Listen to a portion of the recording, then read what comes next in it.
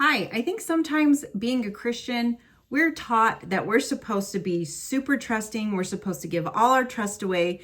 We're supposed to be exactly the same to every single person we meet.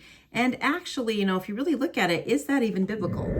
Hi, my name is Olivia, and I'm passionate about helping you understand what relational trauma is so that you can heal and grow and move on with your life. So today, everything is coming from my book, The Faith-Based Relationship Trust Boundary Model. I will put a QR code on the screen, and I'll put a link in the description. So when you're a Christian, and you may feel the same way, we're taught to be like Christ, to be kind, but we're not always really looking at what did Jesus actually do? How did Jesus actually operate? Was he as fully open to every single person he came across? Or did he have things that were private? Did he have times that were private? Did he have specific conversations with specific people? And even, when Jesus went back to heaven, we still have information from the disciples that tell us what to do when people break trust and how to deal with it. It's not everyone gets full access, that there's never going to be a time where you need to walk away, that you're always supposed to reconcile. Those actually are not things that are taught. And yet, I think sometimes as Christians, that's the message that we give. So when you're dealing with someone who is doing nothing but wasting your time, or they're oppressing you in specific ways, and we just keep allowing that and thinking that that is what we're supposed to be doing, you'll notice this opens doors to being bitter and being resentful. And then we're so far off our path, or we feel like we're losing our minds. All of this starts to come, and it's like, now here is my dilemma. How am I supposed to deal with this in the ways I've been taught of what it means to be like Christ? And how am I supposed to keep my mind straight? How am I supposed to stay, fixed on God and just keep feeling like I'm doing his will and moving forward? So it becomes this real internal dilemma, and it doesn't need to be. So let's take a look at in the book on page 18. When we're looking at, okay, are we supposed to trust everyone? Are we just supposed to put all of our trust out there? There never is a time that we walk away. Well, we are going to take a look a bit later in the series at what God says about trust and who to trust. But just looking at something that Paul wrote in Romans, it's chapter 16, verses 17 to 18. Again, I'm using the King James Version just for the sake that it is public domain. Excuse me. Paul says, "Now I beseech you, brethren, mark them which cause division and offenses contrary to the doctrine which you've learned, and avoid them." So that's really not something that, we're really taught. And there are times where we are supposed to have those conversations, where you take it to the person, and then you bring, two or more and have that conversation again. If they still don't listen, then you take it to the church, and then you be done. So there's different process for different things. But what Paul is saying is, you do take note of those who are saying something that's separate from what God has already said or already told you. If they're, saying you need to pray to this stick, or, this is how you get to heaven, and it's not aligning with what the Bible says on how you get to heaven. There are going to be things that start to cause confusion and start to cause division.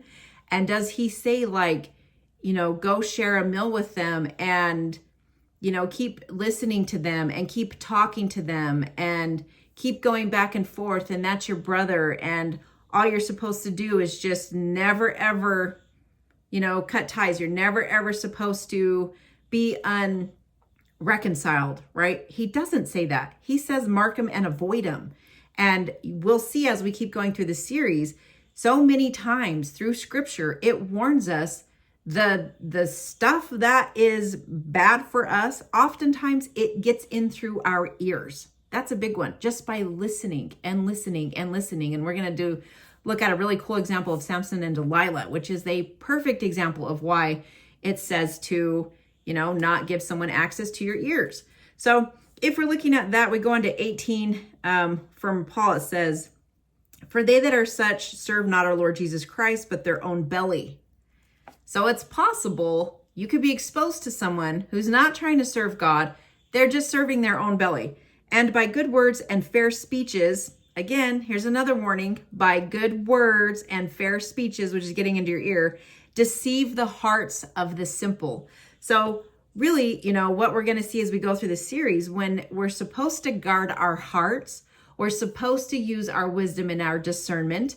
And so if it's contrary to what we already know the gospel of Christ has told us and has taught us and what his word says, then we don't just assume, contrary to everything this person is showing, that this is with intentions to follow Christ. Some people will serve another god, they'll serve their own belly.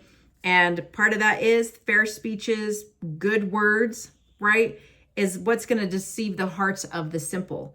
So he's telling us that to also protect other people, right, and also to protect ourselves.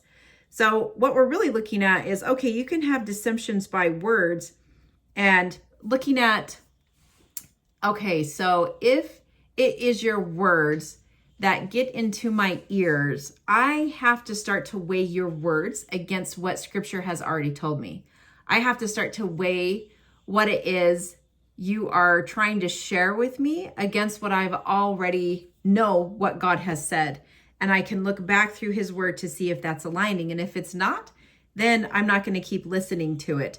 I may have a conversation. I may, try to see what this is. But if it's a pattern, if it's ongoing, if I've already done the other processes, then it's like, okay, I'm going to try to give myself some space and not give this person access to my ears, because that's how I'm going to eventually become deceived. So it's telling us that we will be able to see it and recognize it. And the way that we deal with it is to avoid, right? Is to remove ourselves from this person, not allow them to have access to our ears. So hopefully that's giving you some food for thought. Maybe you're doing an inventory of some people in your life who you're kind of like, okay, yeah, I need to give this person less access to my ears. Because you'll also notice sometimes those are the people who like to get you on the phone, and you can't get off the phone.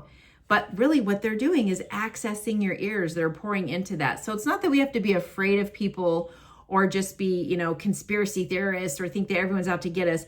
But it is wise to pay attention and to make sure, who is this person serving? What is the intention of this? And is this just something I need to be exposed to, or should I maybe back up a bit, or maybe try to have a conversation first? So there will be more to come in the series. You can again get the book from Amazon, The Faith-Based Relationship Trust Boundary Model.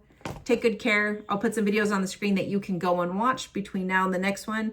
I hope you're doing well, and I'll see you in the next one.